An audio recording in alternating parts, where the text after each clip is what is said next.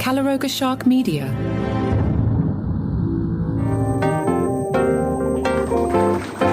Hey there, I'm Johnny Mac with your daily comedy news. Maybe I'm just getting to be an old man, or maybe I'm from a different time. I don't know. You know what's happening in Austin tonight at the Comedy Mothership, which, as you know, is the popular club in Austin owned by Joe Rogan. The Comedy Mothership is hosting the Comedy Dating Show, and the show promises the comedians will, quote, shoot their shot with Christina P for a chance at love. Now, everyone should find someone to love, and I wish Christina the best. This just feels soon to this old man recording a podcast in a basement. Christina filed for divorce from Tom back in May. They only recently confirmed it on the two recent podcasts. So sure, go ahead and live your best life. It just feels a little soon to me. We'll also talk about Amy Schumer tomorrow. She's got a new movie about a divorce. That also feels a little soon. But we've got a lot of other stuff to cover today. Stavros Halikis was on the Popcast. I spent Saturday sitting on the beach.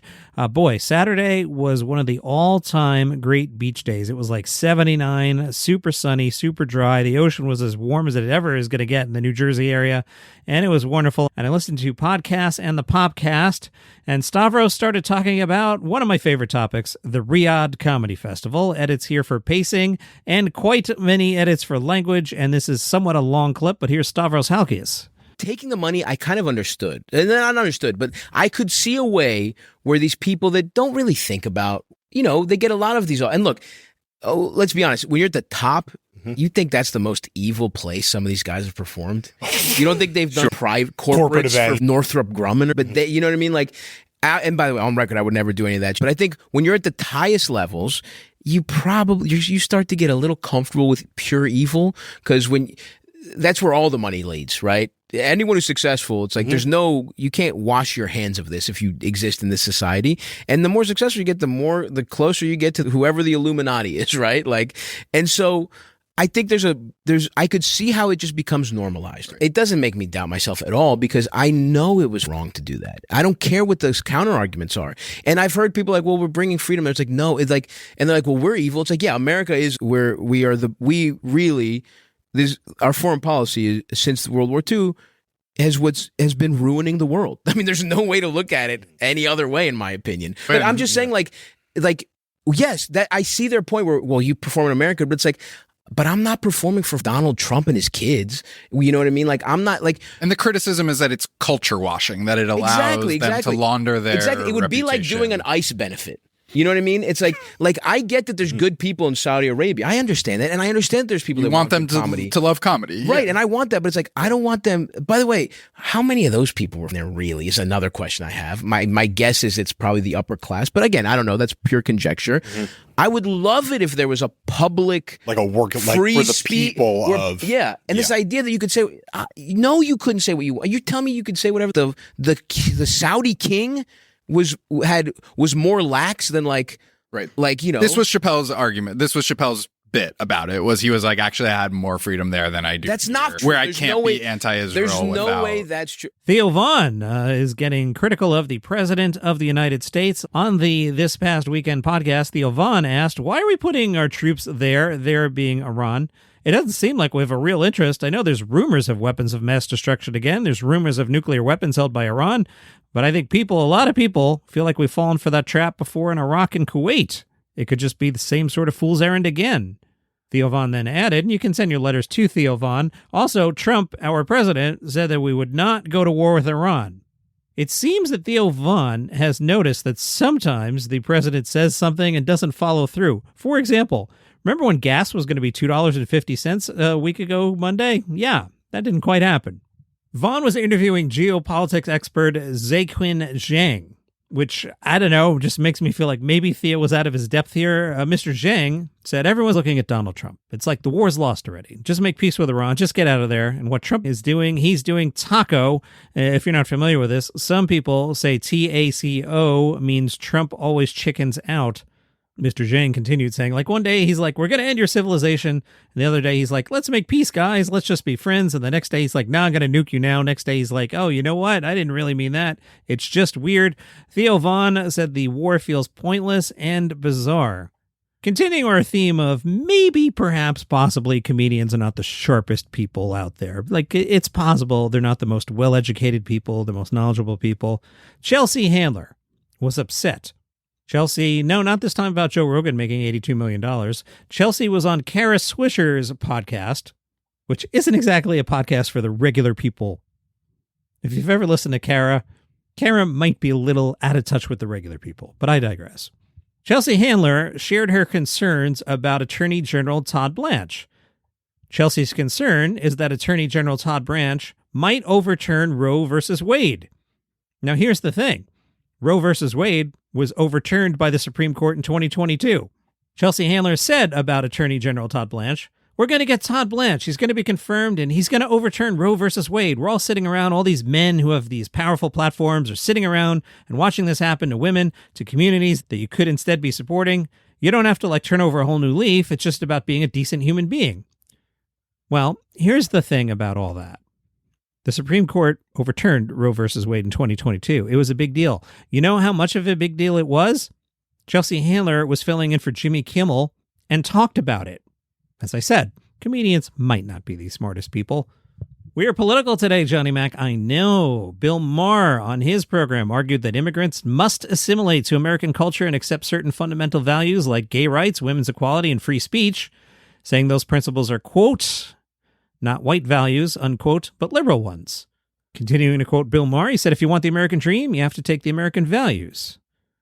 Biden's policy of open doors and then Trump's policy of broken windows. Now I'm on the page of America doing what it used to do so well, stealing hardworking, talented immigrants from around the world and making them Americans. Bill suggested things have changed, quoting Bill again. "Now, most immigrants still want to assimilate, but now you have this other attitude of melting pot. F you melt. Look, you don't have to love everything about America. We don't," said Bill Maher. "That's why Yelp was invented. But if you do get past ICE, America's actually pretty cool. We say, you do you. Eat the food your grandma cooked, speak another language at home, celebrate religious holidays. We welcome your food, your art, your fashion, your first ladies." That's a good joke. But you have to answer one question. Do you like Western civilization? Because that's what we are, and that's not negotiable. Dave Chappelle was upset about people.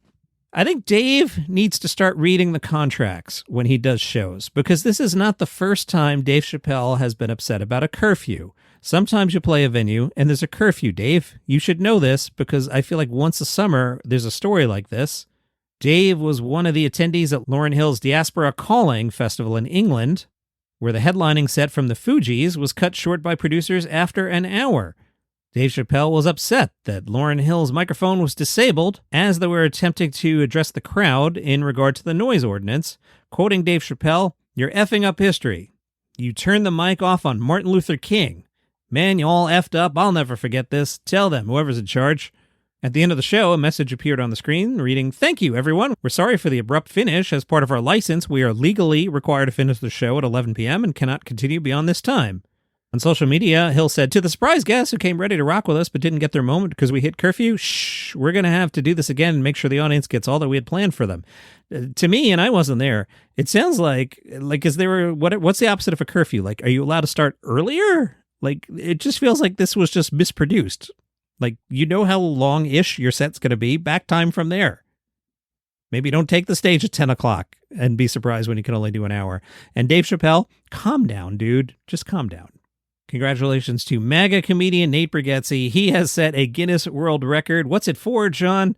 Most tickets sold for a stand-up comedy tour, surpassing the record held by who? Did you listen to the Monday episode I did from the pool? That's right, Jeff Dunham. Nate sold 2.016 million tickets, beating Jeff Dunham's 1.981 million tickets. But it sounds like MAGA comedian Nate Bargatze blew Jeff Dunham out of the water because Jeff sold the 1.9 million tickets across 386 venues over 35 months and 8 days, MAGA comedian Nate Bargatze's Big Dumb Eyes tour, and you can tell how much going to a UFC fight on the White House lawn is hurting Nate's career. He crossed 2 million after just 16 months and 10 days and across only 128 venues. And of course, he is now the record holder and does not work with puppets, despite going to a UFC fight at the White House. Along the way, Nate broke 84 venue records, according to his reps. I put the spin on the word his, as if the reps are lying. Having fun with you, Nate. He became the only comedian to sell out 3 consecutive performances at Nashville's Bridgestone Arena in a single calendar year, a feat matched only by comedian Taylor Swift and comedian Garth Brooks. The MAGA comedian was crowned by Pollstar as the highest-grossing stand-up comic with $77.5 million reported in 2025 alone, and he still, for some reason, wants to build a theme park called Nateland. I am having fun today. I think it's because everyone else is home, so I have the door closed to my tiny studio, so there's probably no oxygen in here. I probably have carbon dioxide poisoning, which is why I'm a little loose. I do want to remind you, I do host another podcast. It's called 5 Good News Stories. Here's how it works. There are 5 stories, and they're all good news. So I'm never going to come on and tell you about, like, murder or horrible things or the war. It's all fun stuff, like lost dogs that return home after 7 years, or Guinness World Records. There's a lot of those. Just fun stuff. Comes out 4 days a week. It is called 5 Good News Stories, wherever you get your podcast. Wherever you got this podcast, you'll find it there. Out yesterday, Dan Ahdoot has a new stand-up special. It's called Yes, I Am Falafel Phil. That's out with Comedy Dynamics. They waited until late Monday to announce this. I don't know why. They were like, oh yeah, tomorrow we're putting out a special. Like, dude, release these things. Like the nice folks behind James Austin Johnson's special. He'll have one out August 31st. It is called Heel Yeah, not Hell Yeah, Heel Yeah, which is going to confuse everyone. It will debut on Gorilla Comedy Plus and then be on YouTube proper September 22nd at 5 p.m. Pacific, a very, very specific time of release, September 22nd at 5 p.m. Pacific. In Heel Yeah, we see James Austin Johnson performing at a variety of venues, including the Den Theater in Chicago, Cobb's Comedy Club in San Francisco, Zanies in Nashville. The trailer tells us James Austin Johnson has 1 year, no wait 1 hour, to change comedy forever, or he will be chemically castrated. There is a trailer, and I got to tell you, I hate this trailer. I think this trailer is awful. I think I could see by watching the trailer that there's a good special in here, but as trailers go, this is terrible. Let's play a little of it. I've clipped it down for pacing, but here's some of it.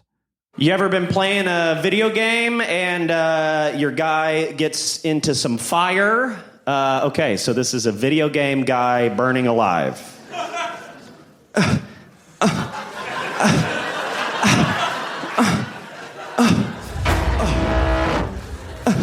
This is a pretty crazy show I got planned for you guys. I'm going to talk about my life a little bit. Some social commentary for a little bit. All of this was pre-written. Down to the blocking. Maybe the health is going down by 2 for some reason. When will you be engulfed? Y'all ever think about if the president is going to start talking about you specifically? He's woke. He's so woke. You know, my stuff was always more roots, kind of roots, Americana, kind of roots. More newgrass than bluegrass, but definitely old time. Definitely in that old time jam sort of feel. Oh, Brother, Where Art Thou soundtrack, kind of by way of Cold Mountain soundtrack. Heel Yeah on Gorilla Comedy Plus August 31st. I need to go walk my dog. So that's your comedy news for today. I'll be back with one of those afternoon episodes later today and a normal, regular episode every morning. That's kind of what I'm doing for now. Doing the video thing. They're like 3 minutes long to see what happens on YouTube, but I'm not going to stop doing this. Just trying to be where the kids are. The kids are on the YouTubes. So that's what that's about. Hope you're enjoying those. And if you hate them, if they're cluttering up the feed, let me know. I have no ego here. I'm just trying to figure this all out. Tell me on the side. My email is in the show notes, or you could do it publicly in the Daily Comedy News Facebook group. I'm not offended. Just trying to get this right. See you tomorrow.